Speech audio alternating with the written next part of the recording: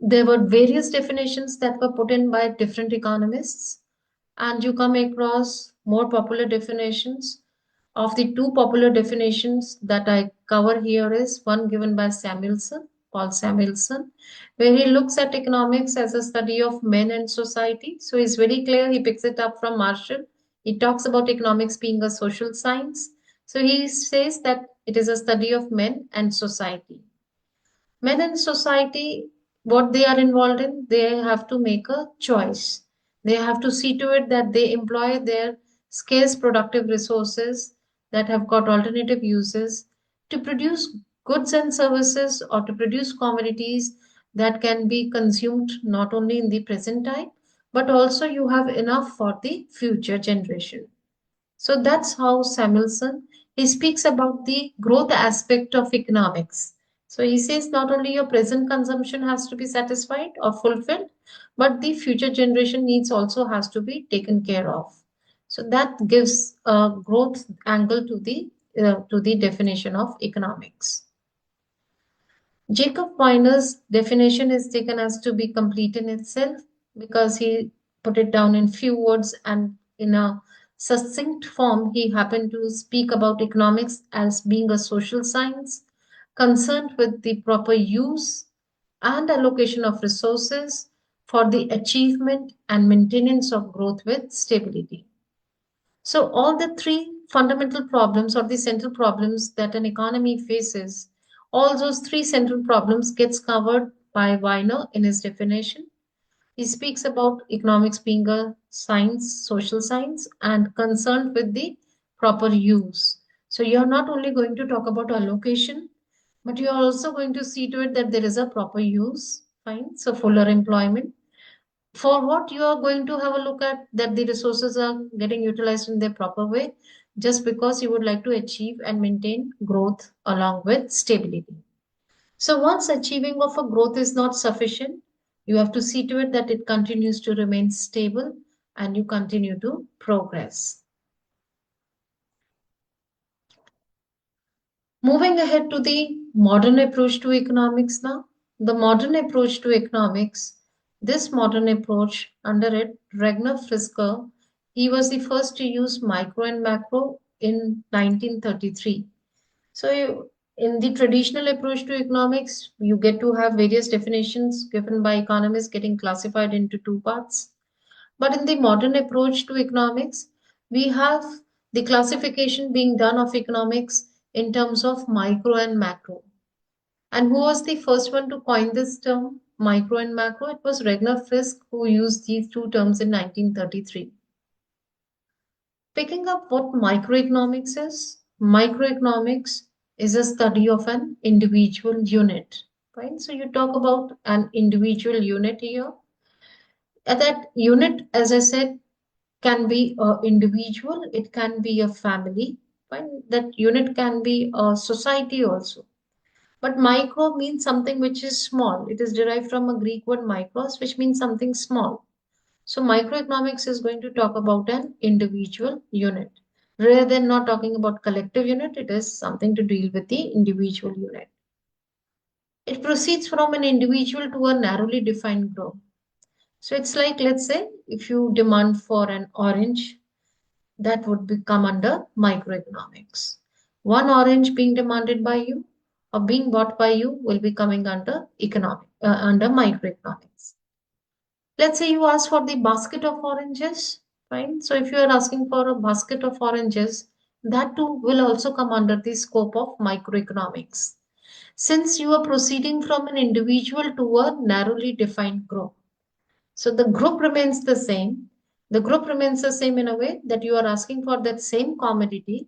And since you are not asking for one orange here, let's say you are asking for 30 oranges, then also it will come under the study of microeconomics. Just because the group is defined in a narrow sense, and that narrow sense would be getting, but asking for or going for oranges. If let's say you would have asked for different kind of items, fine. So if you would have asked for different kind of fruits and different fruits that you were looking out for in your basket other than the oranges, then it would not come under the study of micro, that will become macro in nature. So micro is a study of an individual unit and it proceeds from an individual to a narrowly defined group. Let me take up one more example here. Let's say take a name of one person, like X person is there. That X person is an individual study of micro. Let's say that X person belongs to a family A. Now, all those members he has in this family A, if we talk about the other members in the family A from which this person has come or to which X belongs to, the family to which this X belongs to, the other family members in that group will be again a study of micro. So if you're talking about, let's say, X person coming from household A, and let's say that household consists of other five members, so X and those other five members will be a study of microeconomics. But if you include the other households or the other houses in the neighborhood, then it will no more be confined to us to it being called as microeconomics.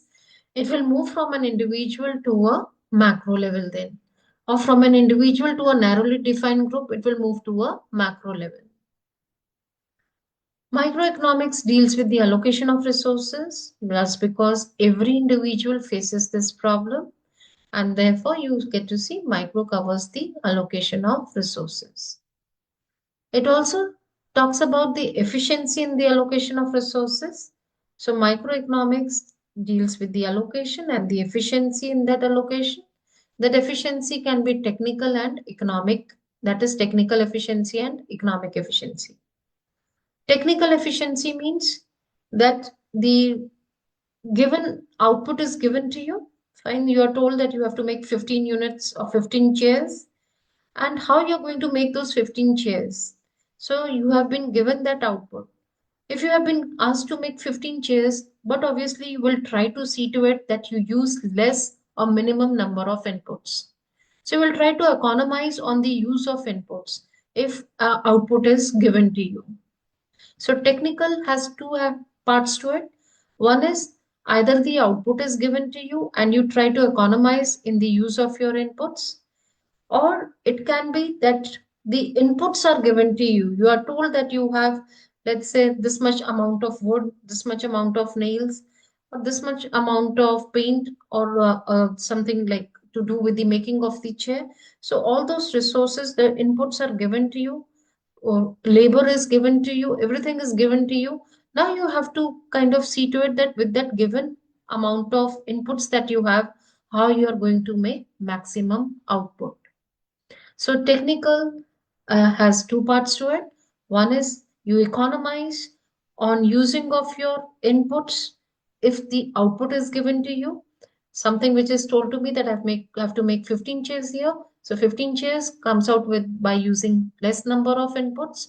Or I am told that here is the input that is given to you. Now see to it that how much you can come out with.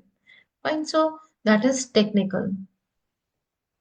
Economic efficiency is something to speak about whether whatever you have come out with is economically good for the society or not. Right?